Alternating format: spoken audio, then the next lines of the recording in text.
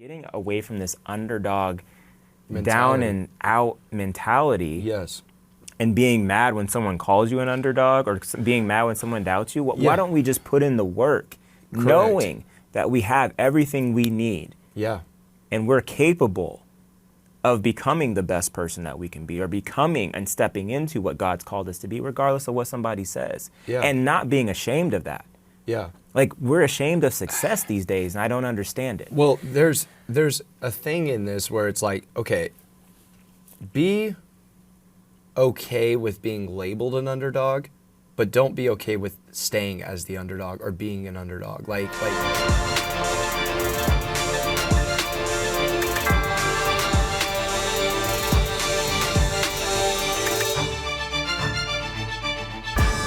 to that, because listen, we have got to stop the mindset of just counting ourselves out or allowing others to count us out.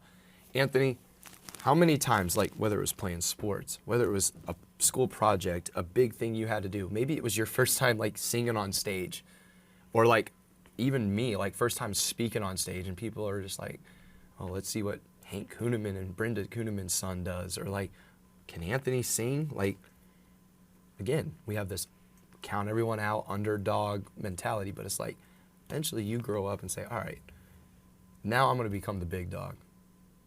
You know what I mean? Yeah, Like, man. it's time. Like, we have to stop living in the, like, you're just a backup role. Like, oh, well, I'm the backup quarterback. I'm just a, background singer. I don't have this or that, like, gifting, or, like, Anthony, you've led praise and worship at our church. Okay? Like, I was a starting quarterback my whole life playing football. You know what I mean? Why? Because I worked with the mindset of, like, I'm not sitting on a bench. So I never allowed myself or the coaches to ever, like, give me the opportunity, like, hey, go sit on the bench. No, I worked hard so that I was always the starter. Why? Because I'm like, I'm not going to be the underdog. But guess what? Even when you've excelled to that, like, level of, like, okay, you're starting, you're always going to have some newscaster, some other team that's going to doubt your ability. So what do? You go from, like, or maybe your team's not favored to win. You got to say, all right, we're the underdogs, Right. but it's time to show them big dog.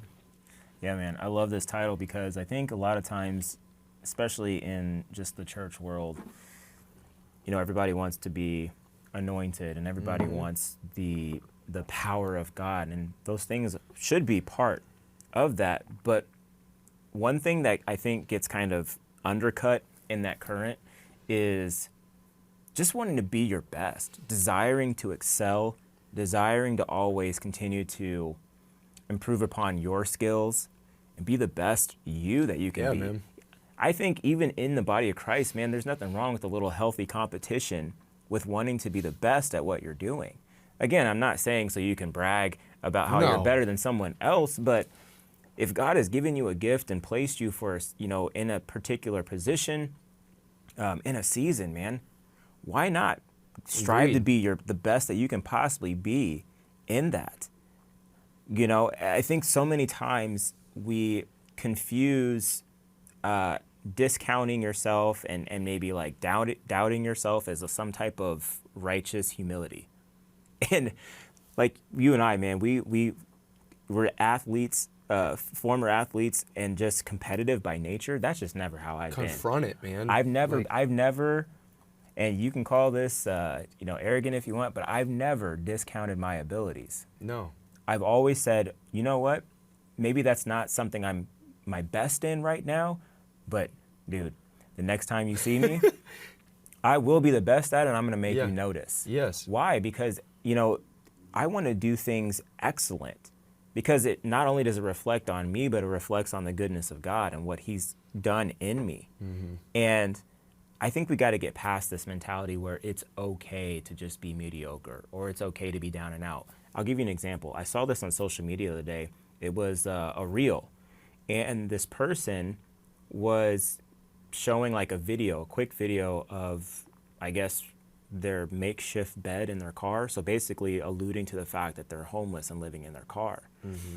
And that's a serious situation, right? I'm not making fun of that at all. I actually pray for that person to come out of their hard times and that God blesses them. My point in this is the number of comments that were down there where people are like, oh yeah, I've been there. Make sure you get this kind of bed, or yeah, I've had to do that. It's tough times. Like almost like a badge of honor, the fact that they too were in a position like that. Yeah. And I sat there and scratched my head and I was like, God, what's wrong with this? Again, I'm not taking shots at someone who's down and out and doesn't have or is lacking. But why are we making this a badge of honor to be without? Why are we making it a badge of honor to doubt ourselves, to not hold ourselves to higher standards? Yeah. What is happening right now in society, man? Yeah. Like, why aren't we striving for the best? Why aren't we striving to be the best? To me, that's American mindset. So we've got to get back to this. We got to get back to this thing and get back to a balance here, like you said, man, of getting away from this underdog, down and out mentality. Yes. And being mad when someone calls you an underdog, or being mad when someone doubts you. Why don't we just put in the work, knowing that we have everything we need? Yeah. And we're capable of becoming the best person that we can be, or becoming and stepping into what God's called us to be, regardless of what somebody says. Yeah. And not being ashamed of that. Yeah. Like, we're ashamed of success these days, and I don't understand it. Well, there's a thing in this where it's like, okay, be okay with being labeled an underdog, but don't be okay with staying as the underdog or being an underdog. Like you have to understand that, look, it's okay if people think of you as the underdog, but why? You should be okay with being labeled an underdog so that you can use this now to drive you to not stay in that spot. That's good. Or stay in neutral, stay in park or whatever, or just coast. Like, this is the opportunity to show those people that you can be the big dog now, the one that they doubted. It really should show you that you mean business and you're not going to be beat by any demon, any opposition, any driving force that is out to see you fail. That's how, like, we approach sports. Why are we not approaching this in the spirit more? Like, people, it's time to wake up now. It's time to say, okay, they want to do this to our schools, our churches. Like, no, they're trying to make us out to be the underdogs and try to, trample all over us. No, we got to be the big dog.